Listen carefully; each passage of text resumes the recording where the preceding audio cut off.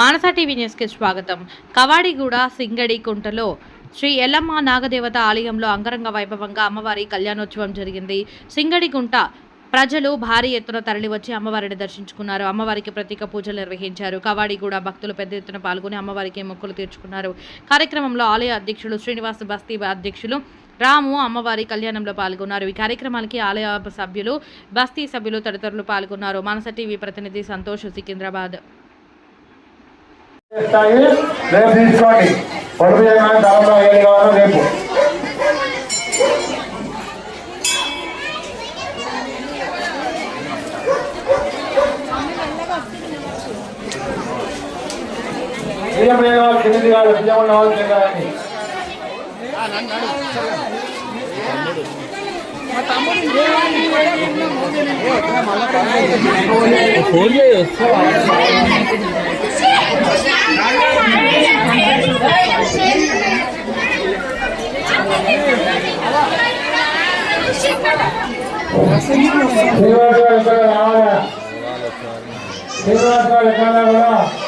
కళ్యాణ మండపంలో రావాల్సిందిగా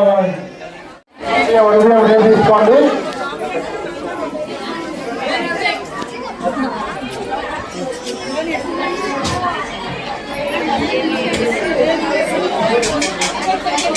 సంబరాల బియ్యం ఏమాలన్నా కూడా రేపు ఇష్టాలకు వచ్చి తీసుకోండి.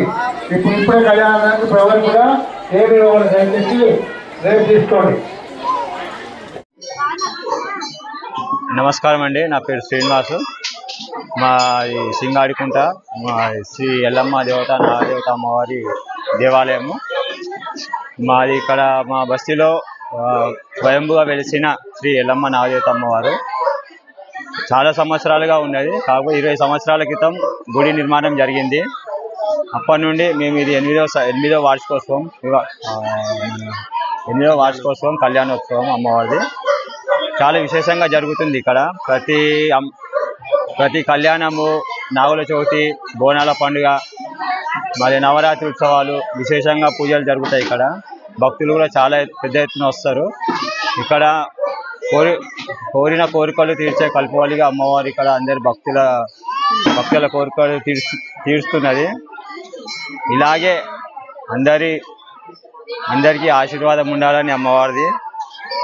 మా బస్తీ తరఫున, మా ఆలయ కమిటీ తరఫున అమ్మవారిని ఒకటే కోరుకునేది, అందరినీ చల్లగా చూడాలి, అందరూ బాగుండాలి, అందరిలో మేము ఉండాలి. ఇంతకుముందే ఎమ్మెల్యే ముఠా గోపాల్ గారు, జయసింహ గారు వచ్చి అమ్మవారి దర్శనం చేసుకొని జరిగింది. వారి సహకారం కూడా మాకు చాలా బాగా ఉన్నది.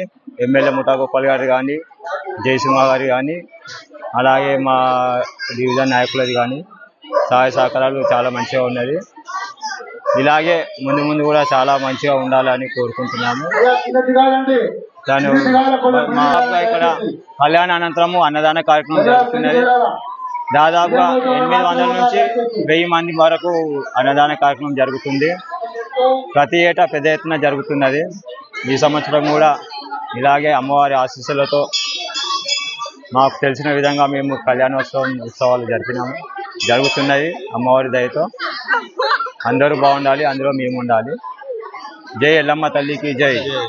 నేను మా బస్తీ ప్రెసిడెంట్ రాము గారు, తను మా బస్తీ సీనియర్ సలహాదారులు, మా బస్తీ కమిటీ మెంబర్స్ అందరూ ఉన్నారు. అందరు సహాయ సహకారాలతో ఈ కార్యక్రమము చేయడం జరుగుతున్నది. ఇలాగే ముందు కూడా అందరి సహాయ సహకారాలతో ఇంకా పెద్ద ఎత్తున జరిపించాలని ఆశిస్తున్నాను.